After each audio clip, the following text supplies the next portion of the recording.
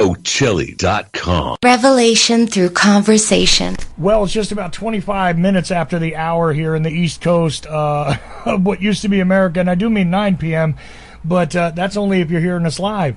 So most of you will hear us via the podcast feeds and all that good stuff, so I don't even know how I'm going to split up this show. We're going to see. Because I'm going to have to probably make more than one podcast. Big shift in topics tonight. We started out with Danny Bonaducci and the Monkees and the Beatles and stuff like that. Moved on to the Kennedy assassination. Okay. Wait. I'm sorry, I have to interrupt you. Yes. Did you say Danny Bonaducci was on the show earlier when I was still on my greenhouse? No, he wasn't on the show. People that had interacted with him were on the show talking about his career trajectory and stuff like that, and David Cassidy's death and stuff like that. And the Monkees. And the Monkees. Wow. All right. This is what happens when Bob Wilson works with me. And it just... Then Bob wanted to ask... I'm sure there's a couple people at least that are in the chat that are probably like, wait, what? Did she say Monkees? Like, how? So I used to work with Rich Bonaducci, by the way, when I was doing a morning weather and traffic show on, like, mainstream TV. That was clearly before I was canceled. And long before internet radio and all of that stuff. Nice. But the monkey thing actually goes along with the topic we've been discussing. So how crazy is that? Well, yeah, totally organically, things just fall together, Christie, is what happens here. I believe that. Yeah, I was sort of like, look, I'm going to turn over my show basically to Bob tonight and let him go where he wants. And we wound up, going through that and then organized crime and Jack Ruby and the JFK assassination and weird stuff. And, yeah. So we went through all this stuff in the first 2 hours or so. And now you're here. So, again, I have no script, but I'm always happy to talk to Christie Aphrodite, christieaphrodite.com, of course, mytrueessence.net, which you've heard spots for now during the breaks, and do here on the network now and then. Just saying. And she's not here because she's a paid sponsor, by the way. None of that. This is not sponsored content, okay? She's here because we're friends, and I am friendly to the majority of what Christie likes to talk about and teach people about all the time. And more than happy to facilitate that. And she doesn't feel like doing her own show right now. So this is what we're going to do. We can continue to educate people and make it a little easier because I frame the show and run the stuff for her, and then she can just talk to you guys. And speaking of that, we have the phone lines open. 319. But it's technically not entirely true that I don't want to do my own show now. It's that I'm only one person and running the Ozarks Church of Nature, Magical Food Forest, and dozens of animals. And, it's just, I'm strapped for time, and I'm a one-man woman. What are the politically correct words these days? I don't know. I don't know. What is gender? One gender fluid show. Well, you have to be gender neutral. So, are you just a person? Do you have to be? I don't know. I'm not actually sure. I'm not really up to. Nobody sent me a memo about the new language, but I'm not sure. Well, if they sent it to me, it probably ended up in my spam folder because I'm done. I know. They just don't care. They like to hear me fuck up all the time. Then they have something to yell at me about, right? Oh, yeah. Well, look, and people like to yell at you, but that's okay. They like to yell at me, too, and I want to shut up and kind of turn it over to you, but here it comes, right? Again, mytrueessence.net, christieaphrodite.com. You could be listening to the show, actually, at christieaphrodite.com, because she's got a feed for Ochelli.com radio. But we also have, like I said, a caller on the line. And if you want to call in, you, the listener out there right now, as we're live, but only as we're live, because if you're hearing us any other time than April 3rd, Okay, it's not live. All right, so don't call. Wait, April. Oh, excuse me, May 3rd. There's a mistake.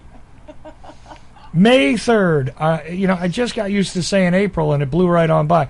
May 3rd. Okay, it's May 3rd, not May Day, May 3rd. So if you're hearing this any later than May 3rd, 2022, it's not live. But if it is May 3rd, 2022 in most of the world, and it's just around 9:30 p.m.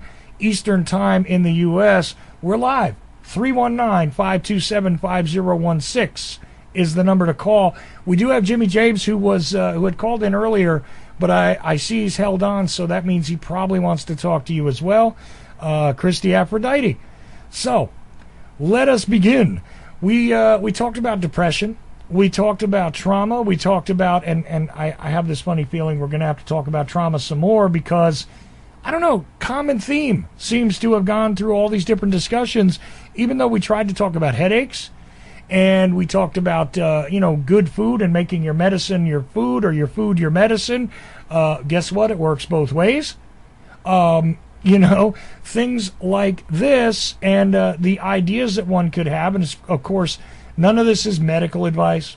You must be cautious, especially if you're taking medications or contradictory things into your system. And you have to be the most informed consumer when you choose to consume, and I don't mean by buying things off of the corporate shelves. Okay, so that's the disclaimer. And Christie, how am I doing so far?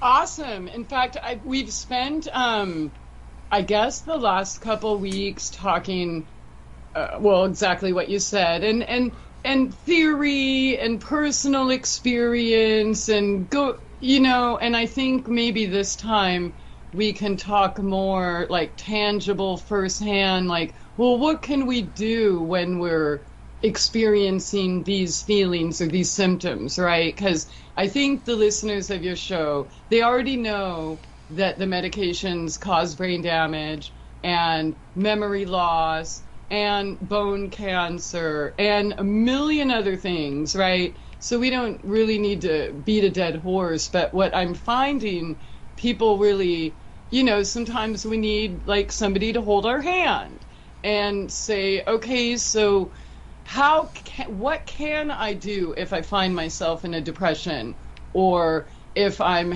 experiencing trauma triggers, how can I help myself right then and there?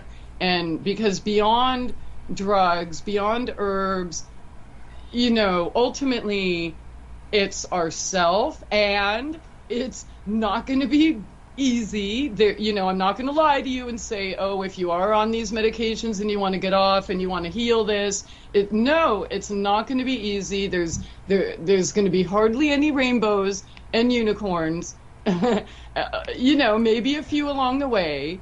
But it's you that's going to do the work. Mm-hmm. Herbs and things like essential oils and other things we've talked about and can talk more in depth about will definitely assist when we're having symptoms or panic attacks or deep crying spell or whatever it is, right? But ultimately, you just have to go through it. It's your cross to bear, so to speak, or you could refer to it as the dark night of the soul. And I think we've established that, all of our purpose in this earth school, or however you want to view it, is to heal ourselves. So, again, I'll talk about herbs and oils and things that may assist, but ultimately we are our own healer, we are our own doctor, and all of these other things are just tools, right?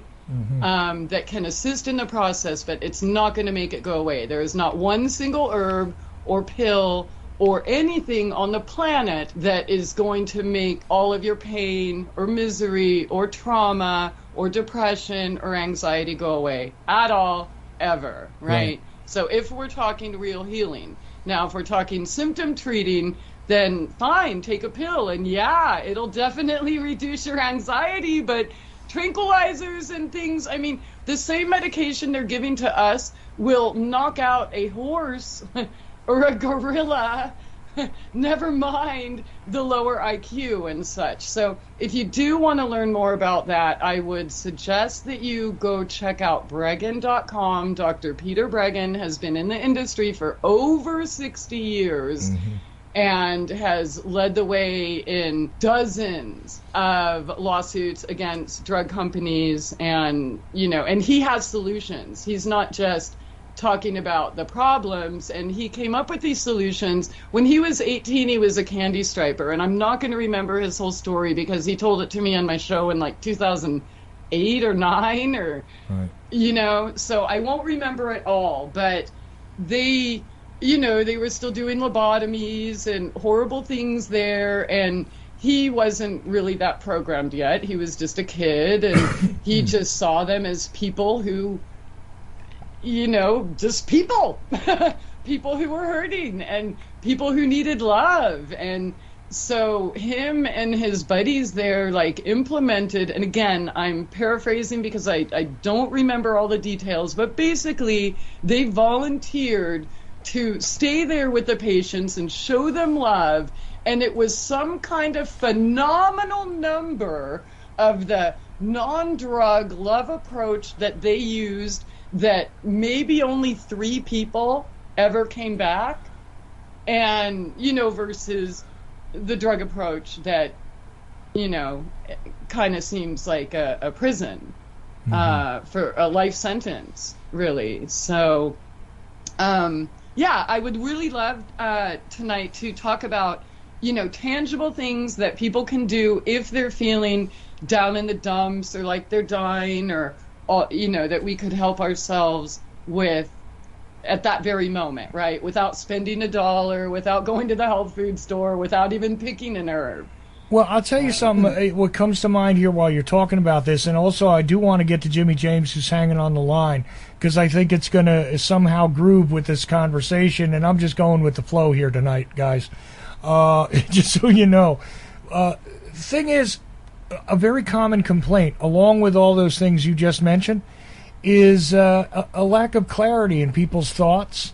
They start getting sort of a haze, and some people talk about being on automatic pilot, and that has its place. But when you notice that is more the common condition, and you're just kind of feeling sort of in a daze, it's natural sometimes to go through time periods like that. But if that becomes way too commonplace, people often seek solutions for that. I remember the popularity of, say, ginkgo biloba some years ago for clarity, right? Right. And indeed, it does serve a purpose, but there's more to it. And there are things before you look for something to eat and before you go looking for a happy pill that can be done as well. So with that, I'm glad you brought that up, because also St. John's wort is like a popular, people say, I'll take that for depression, but, if you're taking pills and stuff, it can cause liver damage. So, again, this time, we have to be fully informed of what we're choosing to do with our bodies, and hopefully, if you are working with a doctor, that you are being honest with him or her about how you're feeling, and if you do, want to get off of some of these substances, that they don't tell you within a week you're addicted. So you may not feel it, but your body does, your cells do, things quit working, and the fog you just mentioned, right? And the autopilot, and you're right, it does work in some situations, right? But if we're going to talk real healing, it looks a little bit different than that robotic approach of just trying to get through the day. Right. And again, look, there may be certain points in time where you do have to just do that. Just get through the day. Right. But it's not supposed to be your default condition. This is not how life is supposed to be, obviously. So, we should shoot for the optimal experience as opposed to just the acceptable is what I'm shooting for here. And Jimmy dropped off the line, but if anybody else wants to call in or Jimmy wants to call back, please do. But this is one of those common things, and guess what? A common link here when you do want to consume something that's going to improve your condition, quite frankly, is, guess what? Clean water. And I bring up water all the time because it's one of those things, again, people forget about, but is absolutely essential to sustaining life. You can't just survive on coffee. If you could, that's what I would probably do. But it just, I've told you before, I love my caffeine. I've got a good reason for it. Is it the optimal approach? I don't necessarily know, but it has worked for the purposes that I've used it for. But I wouldn't advise anybody to take on the caffeine load that I usually have because, again, not made for everybody. So you have to seek your own approach. And we talked about evaluation in earlier programs. And those things you must do yourself, and you must be honest about them. With yourself, with somebody else, whatever, whoever's going to advise you, whether it just be you, you have to accept what it is going on. And sometimes, figuring out what's wrong with the situation and eliminating it without replacing something else. If you drop everything from your diet that's problematic, but you don't replace it with something, you might find yourself hungry. And like I said, with the water, it's a common key element. A lot of people experience things until they start getting their water back up, and their gut health, things like this, and they reach for those kind of solutions one way or another. And again, it all comes back down to what you put in is what you get out, right? So, okay, Christie, enough out of me.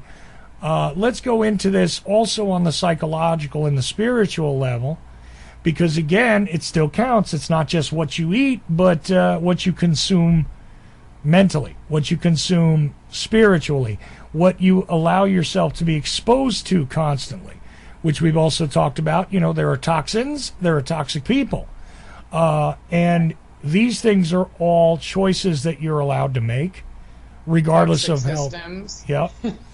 So go ahead, Christie. Run with that for a few minutes, because I think this will go exactly where it needs to. Yeah. Well, again, I just want to say, because you mentioned, when we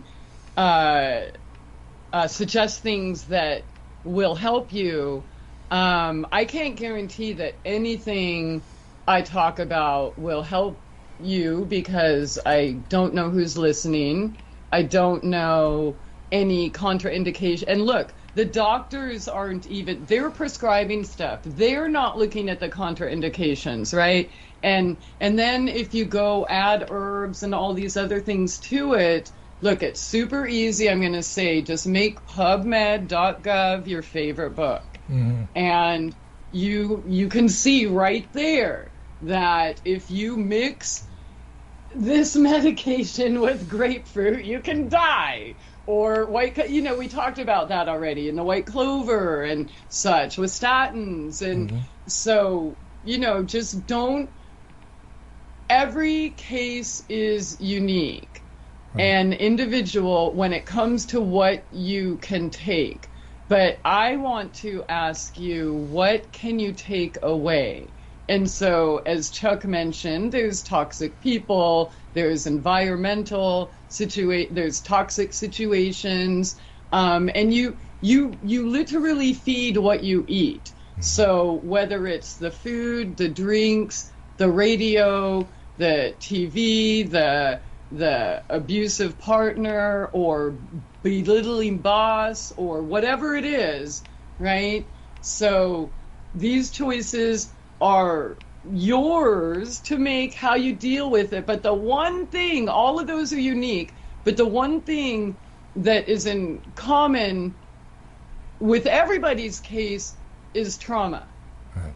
Okay, so trauma led to the physical dis-ease and the mental dis-ease and the spiritual dis-ease, right? So if we can so for me, looking at life as an earth school, and these are our classes, that makes it easier for me to get through times that weren't easy. Now, things are much better. Like, I could talk about things or even hear things that in the past would make me break down, or I would burst out in anxiety. Let me tell you, Chuck, there was a time that if you were talking about the monkeys before I was on the radio with you, I wouldn't have been able to come on the show. Right. Okay, that's why I thought it was hilarious. I'm like, oh my God, it's perfect. It totally goes along with our topic, right? So, because that, I mean, I don't know, I don't really need to say the name, but I'll just say a member that's clearly much older than me, right? Was one of my handlers when I was a programmed pill-popping robotic slave in that Hollywood thing trying to please my parents. Right. Okay. Yeah, so I was like 19, or, you know, he was like 50, or I don't even remember, but he was very shriveled up and disgusting. And yeah, so it doesn't trigger me today, right? And so how do you know you're healing is when things that used to make you break down or trigger panic attacks or depressions no longer affect you, right? You can look at the situation as an outsider, as your learning experience, right? Mm-hmm. So, because if we're learning, we're not going to repeat the patterns that got us into whatever situation we're trying to overcome, right? So I know there's a time for everything, and there's even a time to mire in misery, right? And when you're depressed and it feels like you're dying, I mean, it literally, I don't know how bad you've had it or experienced it, Chuck, or anyone listening, but I literally thought like I was dying. In anxiety attacks that I thought I was having a heart attack, and so I know what that feels like, and it feels like you're dying because you are, a piece of you is actually dying, and so that's where we need to start asking, whether it's God or your higher self or your ancestors or whoever it is you talk to, your cat, whatever, like, what am I missing? So when I'm feeling like depressed, or there's hard times or lots of confusion, I don't understand why this, why that, and I will ask God to take away what's not real. And it doesn't always come in a pretty package, right?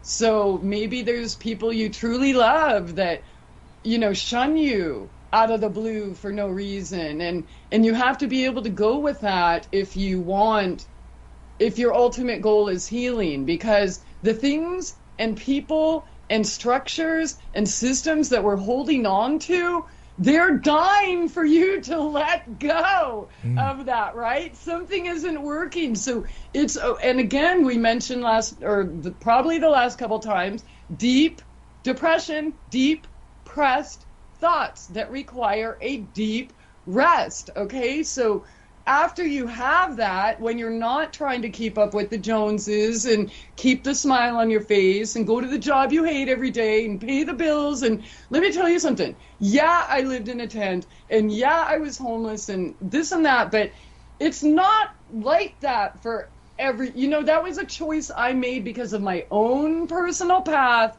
that has nothing to do with this show, right? Mm-hmm. So people fear that if I don't keep doing this, I'm going to go homeless, or I can't take a 2-week vacation because and they know they need the mental break. They know they're going to crack. They know, but they keep convincing themselves that I don't want to end up like Christie or those other people on the street or whatever. And when we are in high states of stress, the truth is we're not really thinking rationally. So, I mean, rational thought, you're not going to go homeless missing 3 days of work or whatever, to take a long weekend, to take self-care for yourself, right? Like nobody is. Right, but because of that, I want to add a caveat to all of this, because somebody might say, okay, I took the break. I stepped away and it didn't help. Okay, so obviously, and look, if you're in a pressurized situation, you know what? It does sharpen some people's instincts, but it dulls other people's. You can only sharpen something so much before the blade disappears. You take that break, maybe it wasn't enough, or maybe you took a break from the wrong thing. You might have to try more than one solution.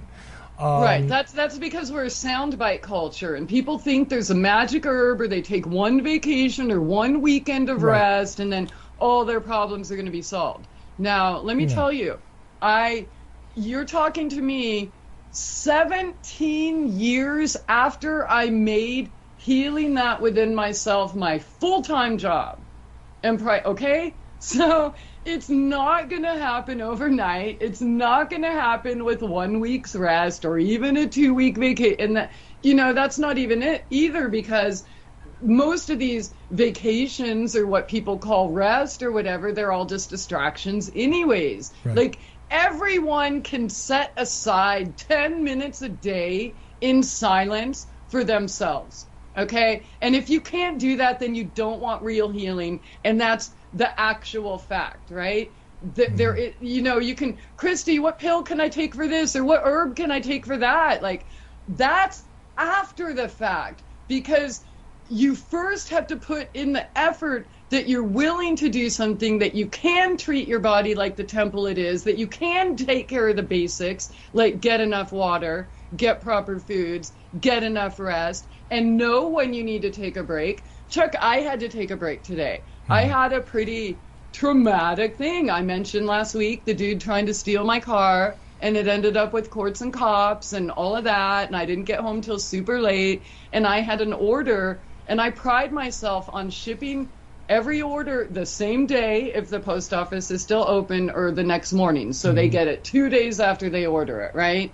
Well, I was not about to make medicine when I got home from that last night, right? And so the first part of the day, before I had to get to work in the greenhouse and do all that, I'm like, okay, I'm taking this time to myself.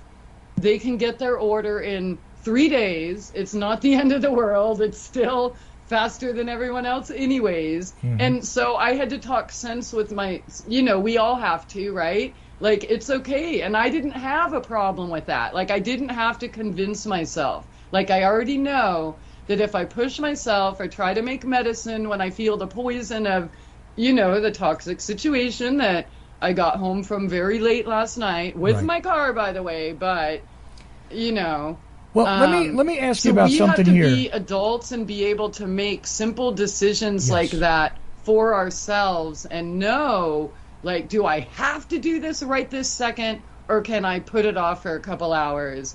And you know what I mean? That's why when you're like, oh, can we go a little later? I'm like, no problem, because I'm just going with the flow, and then that gives me that extra time with myself that I can assess or heal or right. Well, see, here's where somebody might say, look, there's a bit of a contradiction here, because clearly you have a work ethic, and I'm being objective here, and I recently and constantly have to reevaluate this, because I have a work ethic that basically, I mean, when I was a performer, when I do this, whatever, quite often I drag myself to what it is I have to do no matter what shape I'm in, because I have this idea that you have to show up, you have to do your job. If you make an agreement, you better fulfill it. Right. That's a lot of stuff, okay? And all of it is true, but the thing is, we have to be reasonable about this with ourselves, to the point of, and I'm not saying be lazy and throw away your work ethic. I'm not saying that. But it almost sounds like a contradiction to where you say, look, special circumstance, this is the way this is. This isn't going to get done the way I would normally do it. No. Sticking to a pattern sometimes is helpful, but it is also helpful to break patterns if it's not working. So you gotta balance these two things. And again, not sure about the current generation, honestly, Christie, but yours and my generation and older generations definitely had this idea about a work ethic and how you better, sick or no sick, go to school, sick or no sick, go to your job. Right. Get out there, do it, doesn't matter, drag yourself there, show up.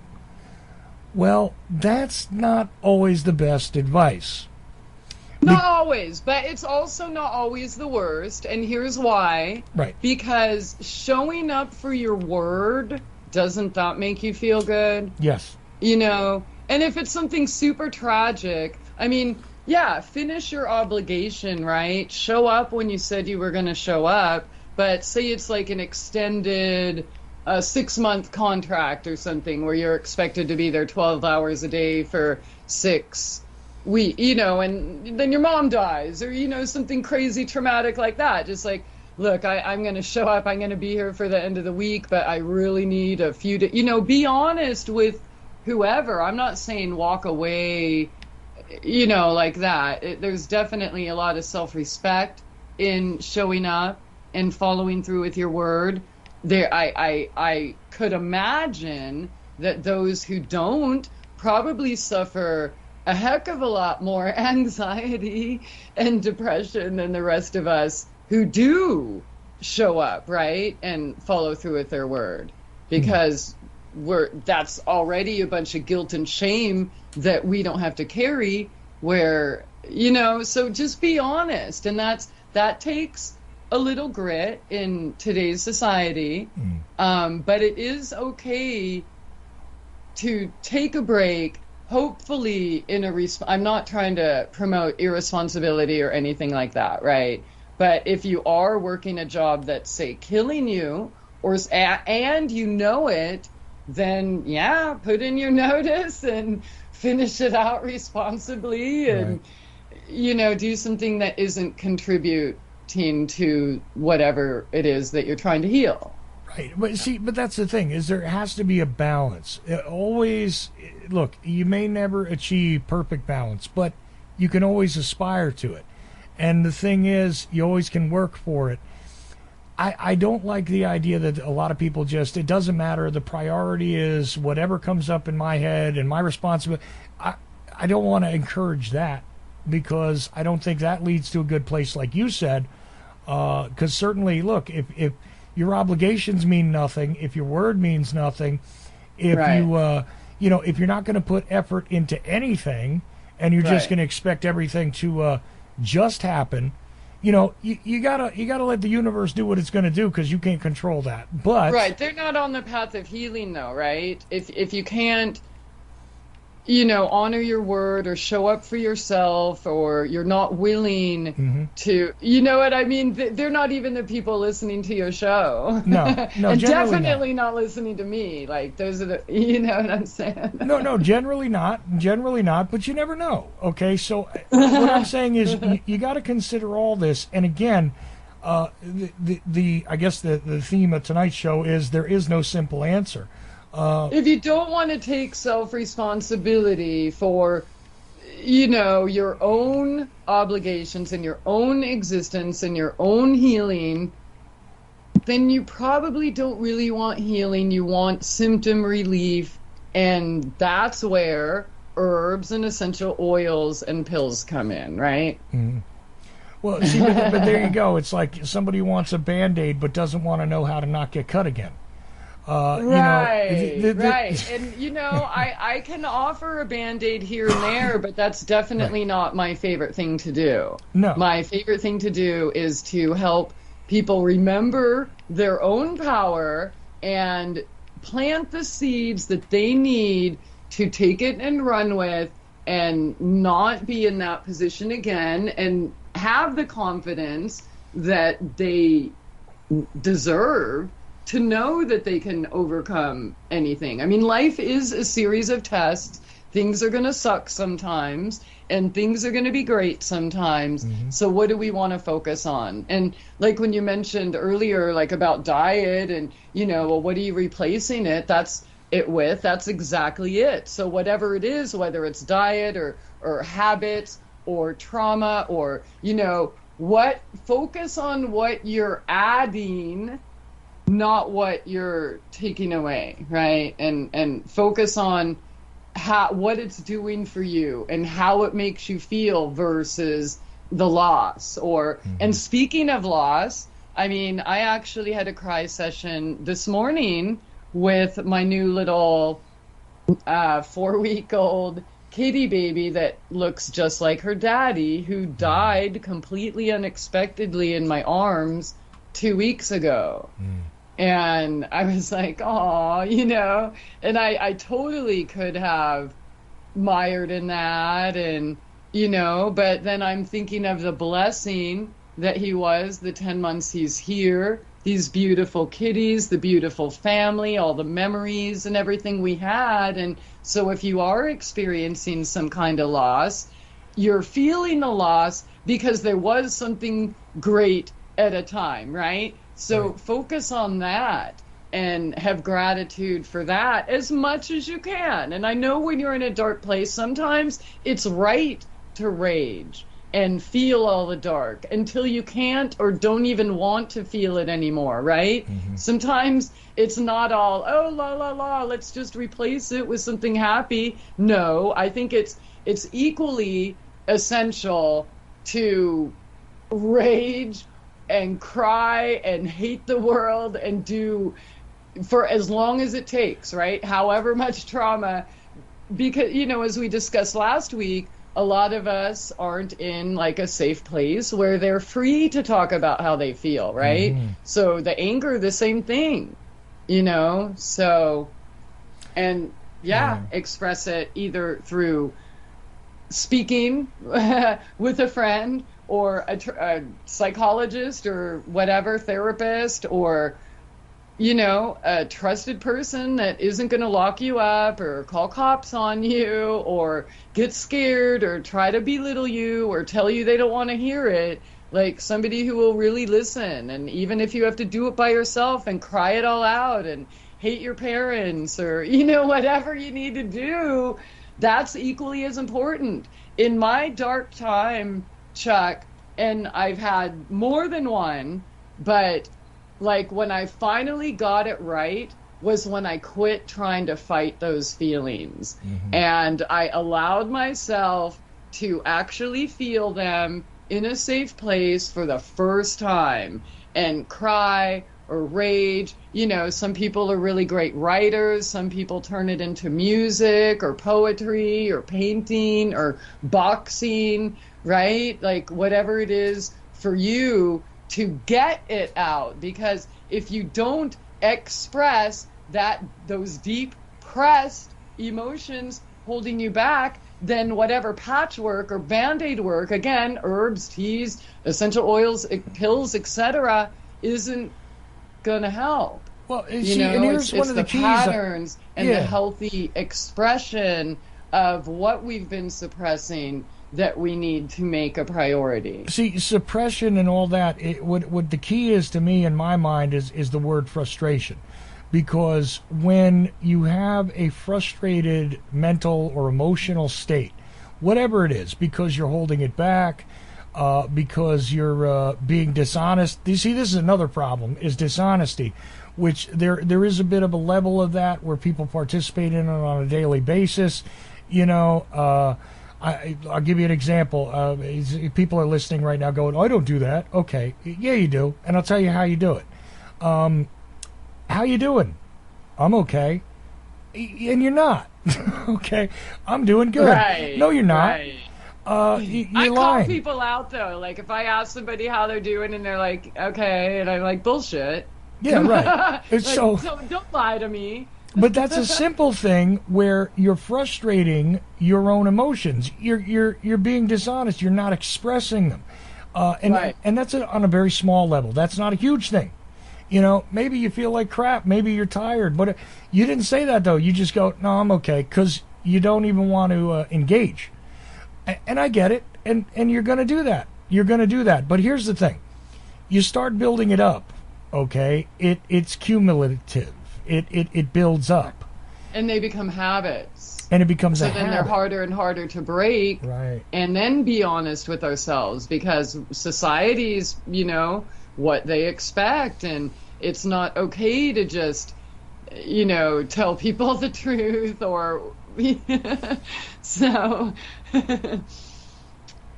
yeah, we can practice though, and that's why it's essential to remove toxic people and toxic situations from our life, or remove ourselves, I should say, because you can't control anyone else, right? And if you feel the need to, that's when you got to look in the mirror and see what you need to control about your own damn self, right? So, you know. Well, see, because why would you attempt to control another person? Because you're not getting something out of them that you want.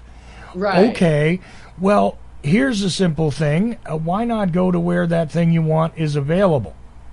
Okay, and I'm not just saying, you know, like, it's pretty simple. Like, you don't go into the hardware store normally to go get dinner, all right? It just, because it's not there. So you can look for it. You might find a pack of nuts and a bottle of soda, but because they do that at Home Depot now for some reason, but it's not really what you were looking for, was it?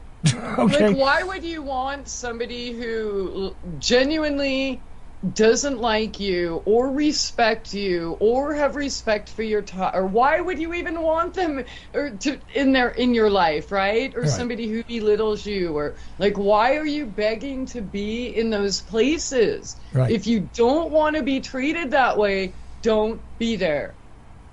See, and that's, you know, you're not gonna, just like you won't change, they ain't gonna change, and you certainly aren't gonna do it. You're not gonna prove them right or wrong or whatever, right? Mm-hmm. Just, if you want to be responsible for your own health, then take responsibility and remove yourself from whatever the toxin is. Well, and see, that's a key here. And you know what I'm going to do, Christy, is I'm actually going to go to a break, because I need to. So I'm going to do that. So I'm going to go to a quick break here. But the thing to keep in mind about this topic in my head is one of the simplest tropes that's out there when it comes to self-defense to begin with, right? Which is, you know, you don't want to get hit with this thing, then don't be there when this thing gets swung. It's pretty simple. Don't be there. So don't be there to get hit with the trauma. You can avoid some of those circumstances. Now, not 100% of the time. I've never known anybody who was, let's just take it down to a street fight. I've never known anybody who got involved in enough street fights to say that they had some experience to always avoid getting hit. Okay, very few of us are going to be Bruce Lee, and Bruce Lee was a different sort of guy. Not because of his physical abilities, but because of his spiritual stance. And, of course, I'm one of these, you know, kids from a more urban area, so Bruce Lee is a folk hero to me.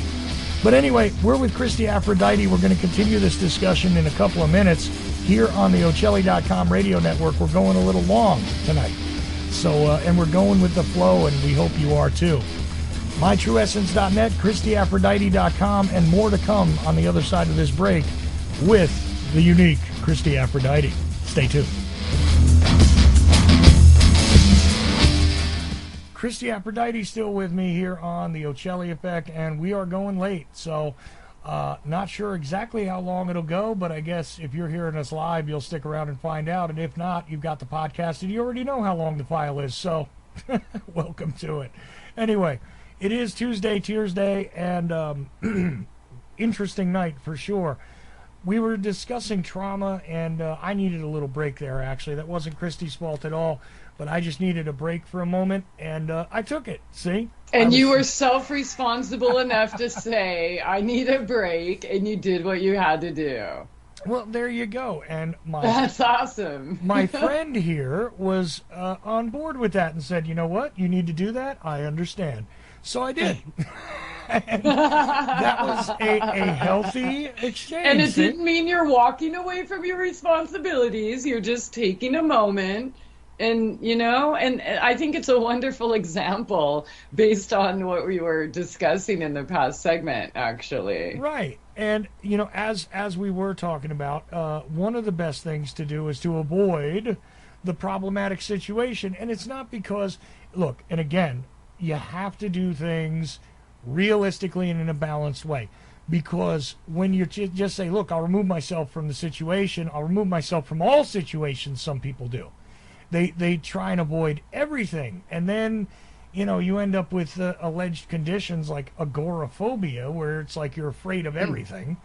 Right. And it's not a real... It seems real if you're in it. I get it. But that's not how this started. That's not what it is. It's based on a trauma that you encountered, and now you've made a calculated decision somewhere in your mind to avoid everything. And that's not the way to go either. But you can be selective about most things that you encounter, but on occasion, you will stumble, despite your best efforts. You'll stumble into things that are not necessarily healthy, because let's face facts. If the majority of the world was healthy, we wouldn't need to have any of these conversations, Christie. I mean, it would just be a thing. It would be the given. So, anyway. I give it back to you. It's funny that you say that. And like before we went to break, you said, you can't always avoid toxic situations. And anyone who knows me knows that I go through great lengths to avoid toxic situations. However, that didn't prevent me from bringing my car to the wrong mechanic. And so that just ended yesterday after a month of, oh man, I don't even want, because words like abuse and things are thrown around so often, but the texts are there. It was pretty, the dude would not take my money under any circumstance. He literally wanted my car. So there I was, like, I'm getting all this excitement living out here in the country, trying to avoid like all of it. So yeah, we can't always avoid it, but what are you going to do with it? And, each of these experiences, whether, we just happenstance on them or whatever, they're practice, they're windows of opportunity for growth. And if we look at it like practice, instead of expecting us to go from 30, 40, 50, 60 programmed years of our life to being able to nail it every single time, your first time. No. And really that's what those situations are there for, to practice. Or did you learn the last lesson? Okay, here's the test, right? So looking at things like that, for me, it's not, and I held true to my ground. Like when he showed himself as a lying, abusive psychopath, I'm walking away and I'm done. I'm not letting you waste another minute of my time. Mm-hmm. And pretty much from there, it was kind of out of my hands, although I did have to do the legwork to go to the courthouse and the sheriff and do some driving. But other than that, like, you have to be resolute in the situation. In fact, I have a friend that had a situation in the last couple weeks where there was a toxic situation and this person making like unrealistic demands, totally out of line, out of place. But my friend, and the sweet person that he is, chose to cower and bow down to this psychopath's demands. And at the end of the day, his story basically ended with the dude having more demands and like, what do you say? And like, I think the whole lesson in that was when you give them an inch, they're going to take not even a mile, 10,000 miles. So, I know that we're taught to play nice with vampires or all of this, or don't stand up for yourself because that's rude. And most of us don't feel comfortable with confrontation because we've suppressed it in ourselves for so long because we wanted to be a good member of society and please our parents and teachers and everybody else. But at the end of the day, if you're going to choose yourself and you can't make deals with the vampires. Let me get some water. Well, sure. Another thing when it comes to making deals with vampires is that one must keep in mind that some things are not always worth fighting over either, okay? And you do have to have some discernment about that where, look, does it matter about just this particular issue, or is this going to be something that's going to become an arrangement where I'm going to continuously give things up? You have to evaluate these things individually. There is no default position again for this, except that obviously you don't want to choose to engage in these things if you can avoid them. Right. Like, for instance, you're talking about, okay, so I had to go to the sheriff and this and that. Now, for me, I usually try and avoid law enforcement altogether. Yeah, okay. And thankfully, I didn't have to do any of that talking, by the way, because I had a friend. Because I had to do the driving, and so I'm definitely not a cop caller. But again, he was trying to steal my car, and the court told me I had to go to that other building, and then my friend handled the rest from there. But there was some value in the effort you put in. You see, look, I needed my damn car. Right. But my point is that, it's a bag of chips or something at the stupid market. I mean, it's just not worth whatever right, the problem of course. is. Yeah, I mean, but it was, but when it's kind of important, so we found a way to deal with it where I didn't have to engage, which was amazing and awesome. And it was actually so cool today. I got a call from another neighbor, and he's like, "Oh man, you should have called me. I'd have helped out." And I'm like, "That is so sweet. Thank you." So, if you don't have friends like that in your life, you're hanging out with the wrong people. Right. Okay? So go find those people that will have your back and that know that you're not a cop caller, but you kind of need to get your car back kind of thing. Mm-hmm. Or, you know what I'm saying? Like, and again, none of this happened overnight. And I did not have any of this support and such, in the really dark times, but I'm thankful for all of that, because I never would have found out what I was made of, right? If I would have had everyone else to do everything for me. But at the same time, there's, sometimes we're confronted with situations, like even in a grocery store, I haven't seen a weird, situation for a while, but I have seen, people freak out or confront other people like for seemingly no reason. So again, these instances are opportunities to practice what we know, whether it's in regards to our self-healing and standing up for ourselves, or knowing our worth, or knowing when to walk away, right? Not be triggered. And, like if you're a fighter or something and your first instinct is to punch someone in the face, you might experience a lot of situations where you're given the opportunity to not punch someone in the face, right? And walk away and take responsibility for, whatever the trigger is. So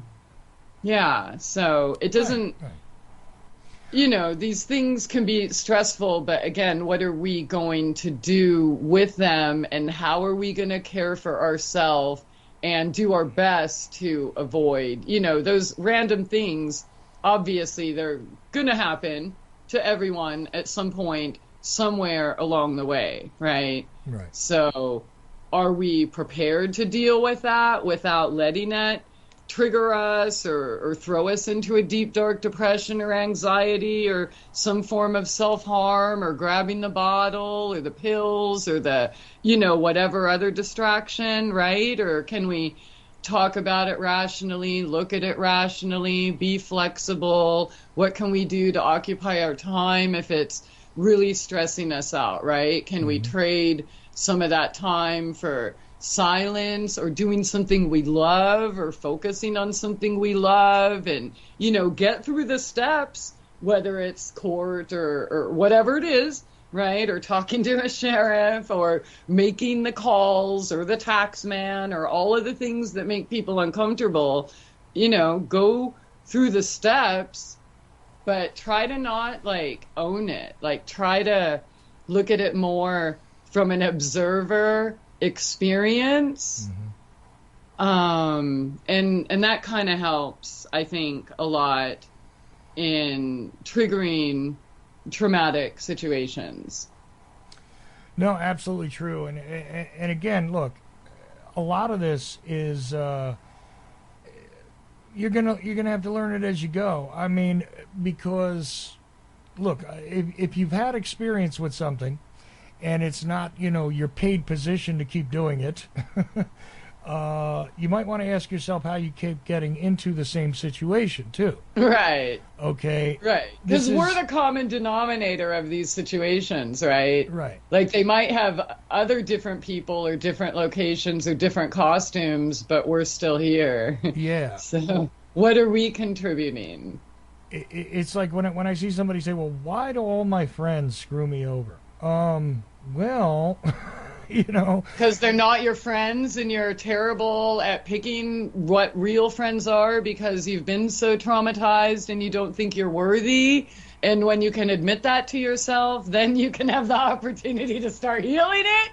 Yeah, see, I would be a little kinder about it and not say you're terrible at picking friends. I would say, look, you've made the mistake of thinking that particular attributes are good for you.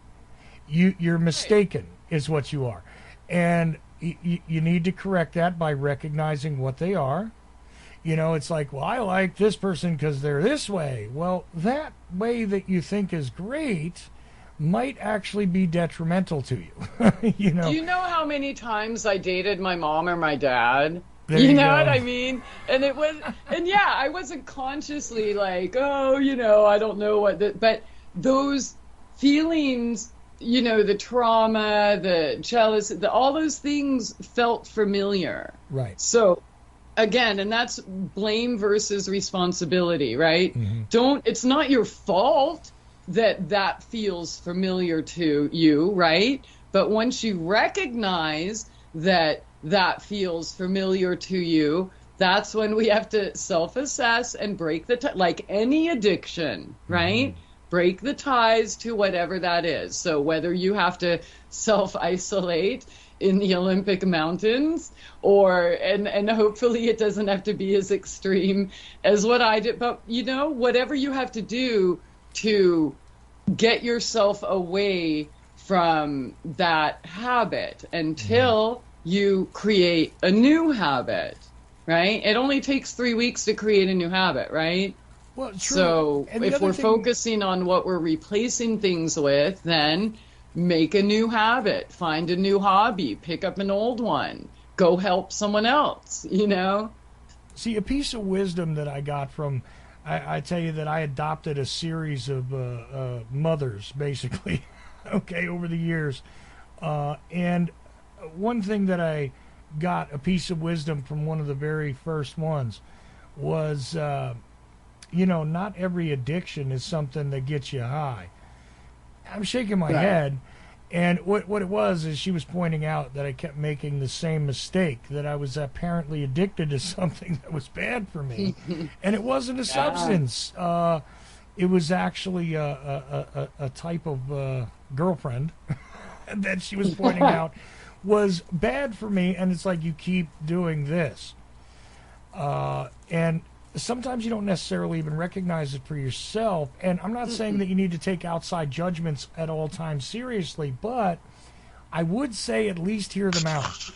Because on occasion, somebody outside of you might tell you, listen, I'm watching you do the same thing over and over again. You're the definition of insanity, right? Doing the same thing over and over again and expecting a different result. I'm watching you do that. I don't think you know you're doing that to yourself. Sometimes people will tell you that because it's blatantly obvious to them and not to you. Right, and it's true. It's not obvious to us when we're going through that because trauma, stress, all of these things cause visible, provable brain damage. And then if we're medicating it with pills or other substances and escapism routes, then of course we can't see it. So that's why we need good, honest friends, right? Right. And even if they're just your friend for the day and they just care enough about you to observe it. I wish I had somebody to slap me in the face and say, come on, girl, because I lived all this. Like, nothing I say is in judgment. And we really have to get past that because the truth is no one else is, we're judging ourselves. Right? It's our own guilt and our own shame and our own blame or, oh man, why did I do that? You know what? What everybody needs to know is you've made the very best decision you could make given the circumstances in every situation your entire life. Okay? So get over the guilt or shame or, oh, I should have known better or I should have done it. No, you did the best you could. But guess what? If you really feel like you didn't handle it right, the good news is you'll have another opportunity to handle it right in the future, right? So that you can graduate from that class. So don't waste your time beating yourself up. Just move on, pick up the pieces. Now you have more experience behind you, and that should hopefully empower you to be even stronger, the next time you encounter whatever that situation is. So, look, I figure we're going to go about another 30 minutes here, and usually I wind up rushing you to a conclusion during these shows. So I'm giving you the half hour to say that this is one of those things that we can bat around a lot. But outside of the solutions that have already been presented, and these are solutions, one way or another, just getting you to think about this in a different way. If you are experiencing a pattern that is clearly not helpful, that is clearly bringing you to the same, place over and over again, and that's not where you want to be, then you're, in need of adjustment. And look, you don't have to be perfect, okay? Just do a little bit better today than yesterday. That's all. That's it. It's a journey. You have the rest of your life, right? And so don't put time limits on yourself or expect yourself to go from traumatized to response to perfectly healthy response overnight. It's not going to happen. Love yourself. Have fun with it, okay? If you do make a mistake or whatever, learn to laugh at it or yourself or even others. And, I truly believe, and this is, some of the things I've gone through, I truly believe that everything is done for our best interest. And I have no regrets or there's not one single person who has attempted to harm me in any way that I don't have forgiveness and gratitude for.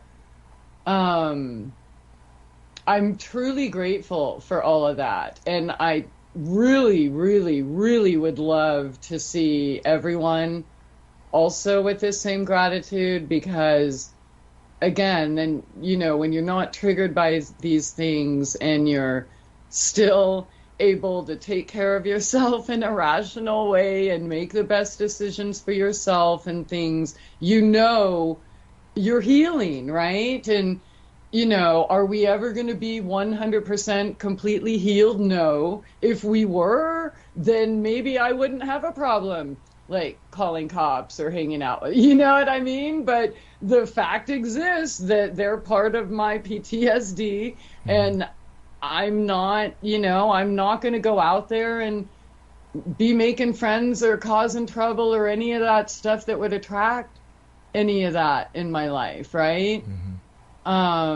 So will you come to a day where these things don't rule your life anymore? Absolutely. Are you never going to feel them again? Probably not. You'll probably like feel stuff, but it's much different. Like I have no emotional reaction anymore to anything that happened in my past at all. Like just gratitude. Well, I'll tell you something. Like even 4 years ago, if somebody would bring up like my childhood or my or something like that, I would just break down. Like I couldn't even talk about it. I'd be shaking. I'd be, Well, and I'll tell you something. It takes quite a while to build up a box of this stuff, and as I expressed to you about the psilocybin experience, it released so many things that I was carrying for 30 years, and stuff I was carrying for 10 years, and stuff I was carrying for 5 years, and the box was getting pretty heavy. But here's the thing: I wasn't angry or upset that I didn't empty the box altogether, that it wasn't empty in one shot. I was grateful that it was lighter. That's all I wanted. And then I went further with it, and I lightened it up a lot. And comparatively speaking, it's real easy to carry around a sandwich, okay? But not so easy to carry around your whole grocery order if you're trying to feed a household, all right? Right. And that's what I was doing all the time, is I was carrying around all this stuff, and a lot of it just needed to be let go. Not like I will forget about it, I'll put it out of my mind entirely. You don't. That's the result you're looking for, but that's not the action. The action is more like, okay, this is what it was, and it doesn't have to lead to anything else.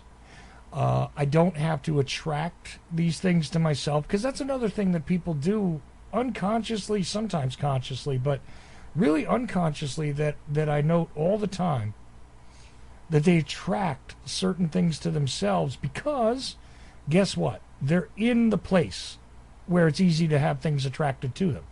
I mean, look, you don't want to dance? Right. Don't go to the club. But I'm sorry. I think that's where we get into it feels familiar, right?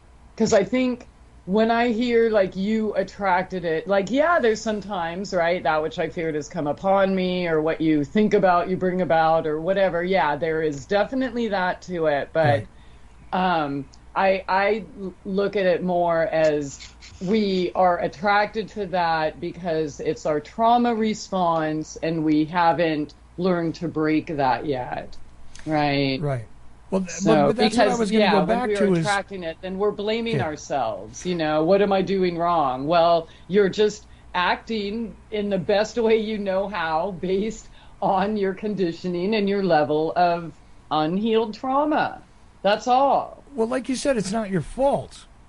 Right. Okay, so that's all I wanted to... I didn't mean to interrupt, but I just wanted to change those words, because a lot of it, when we talk that way, or like the law of attraction stuff, or we attract it, then, a lot of blame and shame and things, sometimes come about. Yeah, I'm trying to be pragmatic about it, and I'm thinking out loud. So I'm glad that you helped me with that, because the thing is, and I appreciate that. I really appreciate it. You're right. The thing I was trying to get back to, though, is that by carrying around so much before, it took a lot of strength to do that. Okay? So what that did is made me susceptible. These are things that I can take some control of. Maybe not absolute control, maybe not total control, but I can step in and I can have an influence over how much weight I'm carrying around, how much of my energy goes into that stuff, regardless of how traumatic it was, regardless of the thing that's burned into me. And I had a horrible time with again, I'll call it PTSD. It's an overused term, but I was having a horrible time with that. And that is one of those situations where you absolutely feel as though you have no control over it. At least this is what I found commonly. Where you have so many different triggers, you don't even necessarily recognize them, right? And it's just it is disorder. Not that you're in disorder, but it causes a lack of order because it weakens you. It takes a lot of energy, right? And I'm just saying that that's the kind of thing that makes you more susceptible to other problems. Absolutely. Like rage but if is you a good focus thing. on like the wins, like how you said that you were just happy to unpack this, and then you unpacked a little more. Mm-hmm. Like each of those are huge wins, right? And each of them gives you more confidence to tackle more. Right. And as you tackle more, it opens up your eyes to other things that you didn't even really know exist, that you couldn't have known existed until you unpacked the others, right? Well, back to the box focus metaphor. on those wins, Yeah. And all the accomplishments, and I'm not speaking just to you, but to everyone. Right. Like, when you forget how powerful you are, look back and remember all you already made it through, and let that be, some spark of confidence to take on the next, or to unpack one more bag, or try to correct or whatever one habit or something, right? Mm-hmm. Just one at a time, baby steps. Mm-hmm. Well, back to that box metaphor I had, I mean, really I'm thinking of like a crate with handles that I was kind of carrying around. You may so long carry that crate around, though, that you forget what's underneath the top layer even. And so you start to remove things, and oh yeah, that's in there, and everybody's done that, a box somewhere or a container somewhere, and they go, I know I had this in here, oh, I forgot about this. This is exactly what you do when you're starting to just take a few things out. You may not be, and that's another thing too, the box is too heavy to move. Okay, take some stuff out of it and see if you can move it. You know what I'm saying? It's all about making that progress. And you have to celebrate that, not settle for it, but celebrate that step by step. Because every one of those things makes it easier to move the box around, makes it easier to see what's in the box, makes it easier to move forward. You can do it by doing it. So that's the kind of encouragement I was trying to get to. But well said. Yeah. So, and that's the thing, and you do it, not everybody, look, you might have a friend, hey, he cured himself in a night. Okay, cool, that's great. It could take you a while, it could take you a little while, it could take you a long time, it could be instantaneous. Everybody's got a different pace because everybody's got a different experience. So... Well, what do they say about relationships, Chuck, that it takes half the time you were in it to get over it, right, after the breakup? Yeah. So are we not in a relationship with ourselves? How long? You know what I mean? So right. Don't expect any of this to be done overnight. In fact, don't even ever expect it to be done, because you're always, hopefully, going to be in the process of self-growth. I mean, okay, just, you tackle one thing, that's cool, but doesn't that make you want to tackle more? I mean, it's like, because it feels good. So, yeah, keep going with that. And I want to say, Chuck, I hope this is okay with you. So I know we have like 20 minutes left, but I think we've addressed a lot on this topic, and right now it's spring, and there's so many healing herbs and flowers and such out there that maybe next week, could we talk about some of these things? Definitely. I love just listening to you talk about that stuff, because every time you do, quite frankly, I learn something new. We do have a caller on the line. I'm Good, not because sure. the reason I wanted to bring it up while we have 20 more minutes is because if anyone else has questions in regards to this topic, I mean, I think 3 weeks is enough, right? Right. On this. So call in and we'll answer all your questions and then we'll move on to something different next week. That sounds great to me because the more information we have with that, I mean, the better off everybody is, I think. And again, it's not necessarily, look, I'm not discouraging you from ordering stuff from Christie, but a lot of things I bet you she's going to tell you about, you might be able to just find, okay, near you if you look in the right places. Okay. And it's not necessarily at stores, but let's see what our caller has to offer here with the last little bit of tonight's show. And again, yeah, we'll continue the discussion next week. So you're on the air. What was that about the box you were talking about? No, I'm just kidding. This is Chris again. Yes, Chris. I'm not double dipping, am I? What's that? I'm not double dipping like with phone calls, am I? No. We don't have rules like that on here. I'm not against double dipping. There you go. So what's on your mind, Chris? I just I'm interested in what you have to say about the herbal remedies and everything too. So yeah. Cool. Well, any particular area, you know what, Chris, you can help us out with next week's show by telling us if there's a particular thing you'd like to know about, if there's a particular issue or there's something you want to know about, common things that maybe you could find just locally, easily. If there's, I mean, anything in particular about just, natural common things that people should be able to utilize for greater purposes that you'd like to know about. Is there something that you can give us a hint about, and we'll put it into the hopper there and see what Christie has to say about it on the next show. Okay, well, I'll just throw this out here. Basically, I guess addictions and things like that, where in a pandemic world now, you can't exactly go to certain places and feel 100% safe. I was just wondering if, besides meditation and everything, it's, and if you don't have like a medical marijuana card or anything like that, it's, something that might just take the edge off someone that might be, suffering inside or whatever. Are we talking about like a general sort of anesthetic, or are we talking about natural alternatives to pharmaceuticals? What do you think specifically? Yeah, the pharmaceuticals are, in my mind, they're out the window. They're just harmful, in my opinion. But I just like. I'm not exactly sure. Chris, are you looking for advice for beating an addiction in general, like general advice for? Yeah, I went through, the whole, detox and halfway house thing a few years ago, and I'm just dealing with some stuff right now, currently that I don't know, just. Is basically, without sounding stupid, just, there's a hole in my heart, and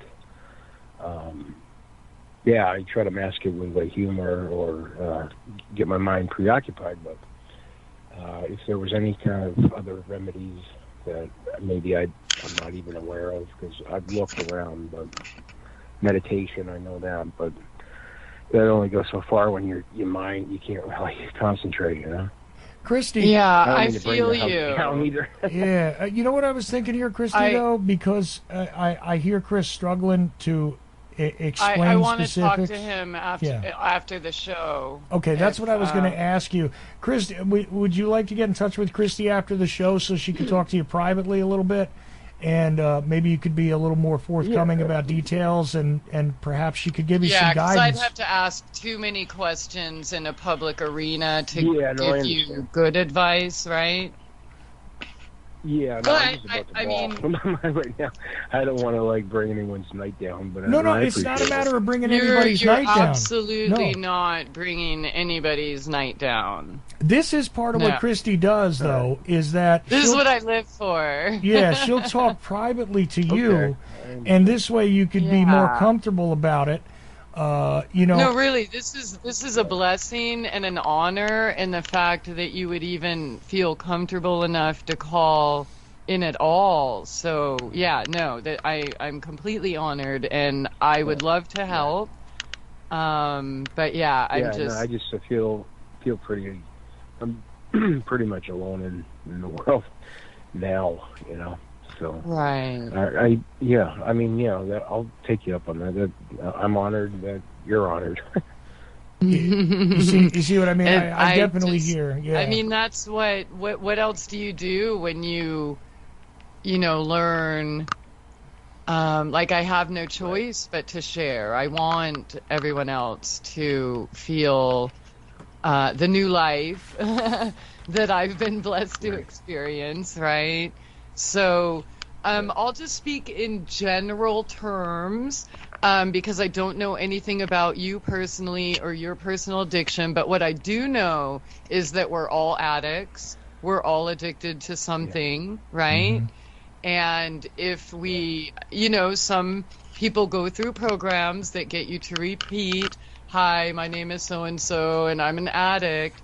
And so I would just like to suggest that there is much more to each and every one of you. And to me, look, we know everyone else is trying to mind control us and using NLP on us, right? We could mind control ourselves. So am I just an addict, or am I a husband or a wife or a child or a daughter or a mother or an aunt, or like, is that all you are? Are you a soccer player? Are you an artist? Are you a visionary? Are you a philosopher, right? So think of those things. And then with addictions, I mentioned earlier, like, habits take 3 weeks to make. So whatever addiction we're trying to get away from. So I had a major addiction to self-hate, and it was evident in every single thing I did and choice I made until I was aware that, where it was stemming from, right?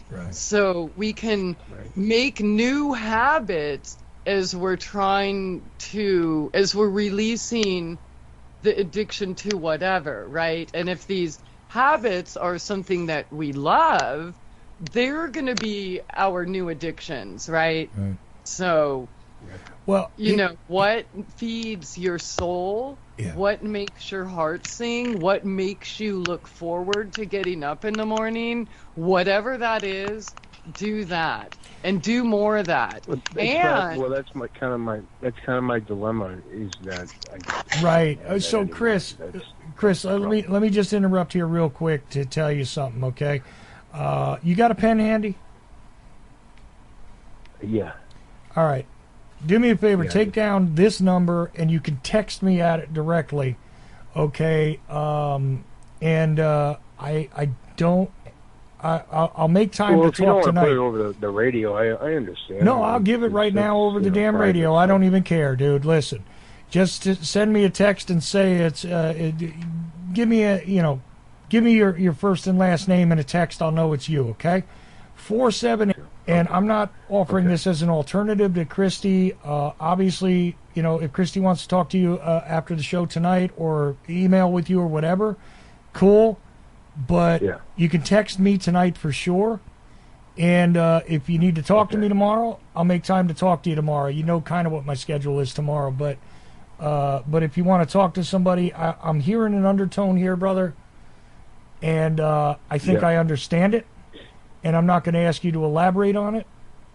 But if you want to interact with somebody who understands part of what you're not saying that you're actually saying, I just don't have it. I just don't have any other anybody to turn to. Well, I'm giving you. Yes, you do. You have at least 2 people right here. No, I mean, no, I understand. No, I understand that. I mean, before I called. Right. Well, what I'm telling you for is, reals, yeah. though. So what I'm just going to tell you is, you got that number down, right? Yeah, yeah. All right.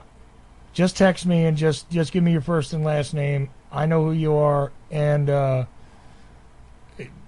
it's okay, man. Don't worry about it. It's fine. I'll be up late tonight for a little bit, but tomorrow or whatever, who knows what tomorrow is going to be like. But you know what my schedule is, so you know when I can talk, right?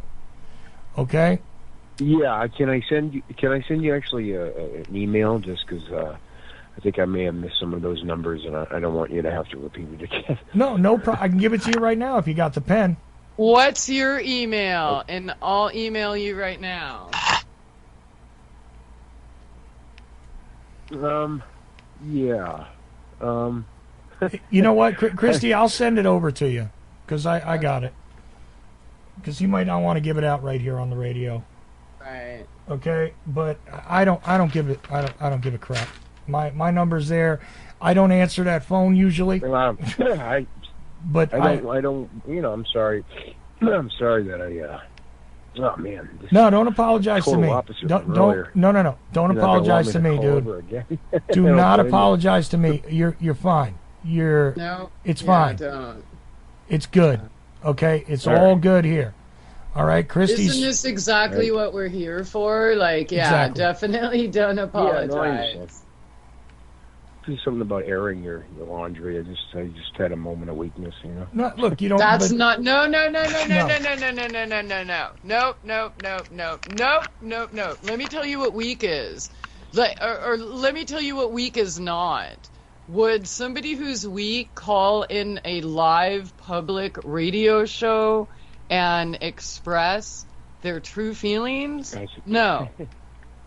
So I don't know. That's what weak is. That's the opposite of weak. No, it's okay, dude. I appreciate it. Don't worry about it. We're gonna not address this on the air because, again, I don't think it's right to do so with you. But oh man, I'm sorry. Yeah. No, it's okay. I know, but I know what I'm hearing. Writing down too. You're not bringing anybody down. This is good. No. This is good. This is, again, exactly what we're here for. Right. So. I appreciate it. It's all right. I'm sending Christie your email address. You're cool with that? Yeah. All right. I'm going to send her your email address right now. Or send him mine or my phone number, whatever, and then email me or text me anytime. And if you want to talk right after the show, I'm here. Christie, is the Hotmail address okay? I'll check my email and then I'll call you. Yeah. Is the Hotmail address okay, Christie? I don't have a Hotmail. Well, you do on my list here. Oh. Okay. Here, let me. Well, maybe in the old days I did. I think you did. Yeah. Sorry, I might have an outdated, but no problem. You know what I'll do? I'll put it here in the Skype anyway. Hey, maybe this was a good call. I mean, you get updated information, you know. Hey, exactly.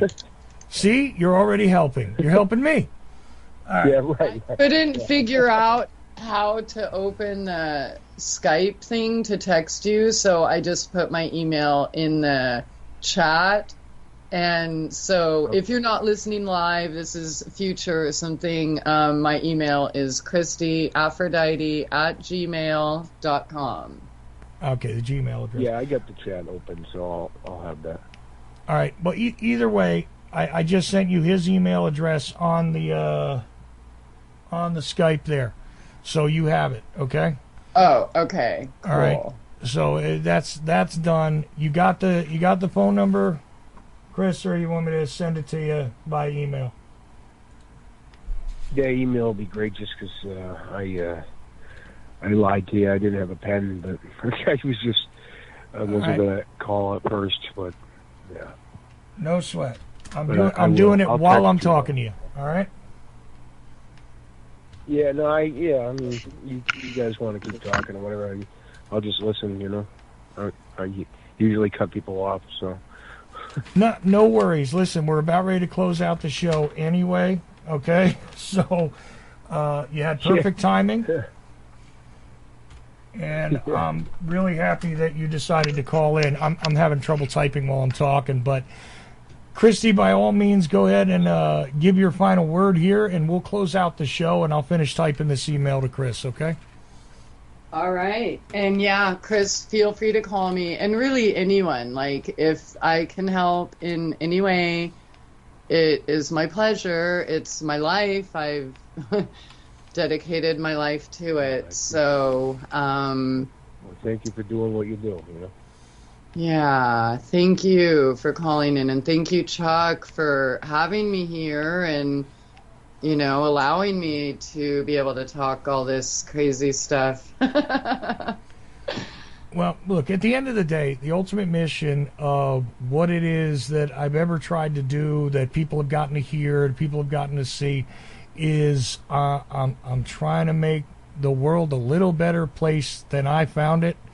And if I can make somebody else's life a little better, if I can offer, help to somebody, if I can, this is my default position.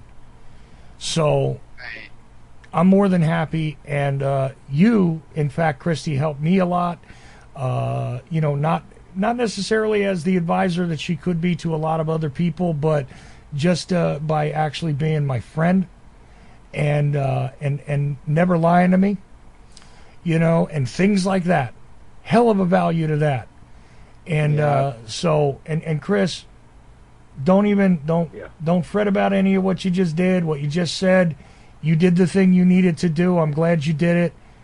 And you got two people here that are here for you. I'm just letting you know that. Okay? So that's all there is. And of course, anybody else who wants to grab that number, you can do that too. I mean, I know some people are probably going to grab it and do dumb things, but whatever. I don't care. All right? The people that need to get to me, you can get to me. All right? And if there's something that I can do to help somebody, especially somebody who listens to my show, I've always done that. I've even given out phone numbers at, around the holidays because people get into dark spaces around then. And you know what? If I can prevent anybody from suffering just another 10 minutes, I'm going to put in the effort. So maybe not the same as Christie does. I'm not quite the Mother Nature that she is, but I might have a particular set of skills, and whatever it is I can do, even if it's just to maybe listen to somebody once in a while, as opposed to talking, we'll get it done. Because we all need to serve not just our own interests. We talked a lot about serving our own interests tonight, but you know what? Serving others is also serving ourselves. And I believe in that with an absolute certainty. So, Christie Aphrodite, again, mytrueessence.net, christieaphrodite.com. And your final words, Christie, for the night. Man, this was beautiful. I have chills, and I'm so grateful we've done this. And that's really, if I can help anyone in any way, that's what I'm here for. And it makes everything all worth it. And just thank you for this opportunity. Right. It's just beautiful. Well, and I'm looking forward to talking to you, Chris. Yeah, absolutely. As a matter of fact, Chris, hang on the line, because once my intro music is done and I close the mic, we can still talk to you a little bit. All right? So stick around. But for those of you listening to the podcast or the radio broadcast, guess what? We're all done. And I am merely Ochelli. All of you are indeed the effect. I want to thank Bob Wilson, his guests, and, of course, the one and only Christie Aphrodite. christieaphrodite.com, mytrueessence.net. I think I got those right. Hell. Anyway, Ochelli.com radio. Good night.